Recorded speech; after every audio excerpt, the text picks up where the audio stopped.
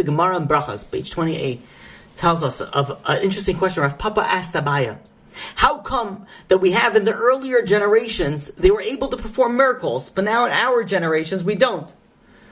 And he gives an example that in the earlier generations, when there was no rain, when the people just took off a shoe in preparation for fasting for the rain would already come down. Now people could cry, people could fast, and still the rain doesn't come down. Abaya responded, he says the early generations were prepared to sacrifice themselves, their lives, to sanctify Kadosh Baruch Hu's name.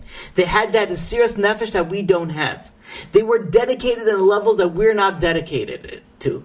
But if you're able to dedicate, if you're able to overcome, if you're able to be meiser that nef, you will be able to go and unlock potential and salvation that you have never been able to unlock before.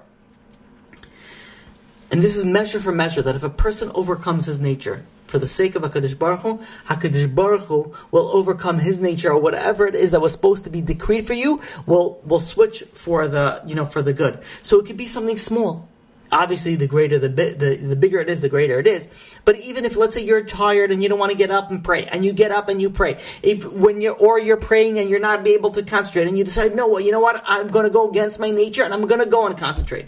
You go and you learn usually one class, and you say, you know what, I'm going to push myself now. Instead of listening to some sort of podcast about the news, I'm going to go and learn another class. When I'm going to learn a class, I'm going to be able to pay attention. Your meiser nefesh, you go and you give yourself up a little bit. You go and you nullify your desire for HaKadosh Baruch Hu. That has the power, that has the ability to unlock greatness and potential and salvation that you have never ever been able to touch before.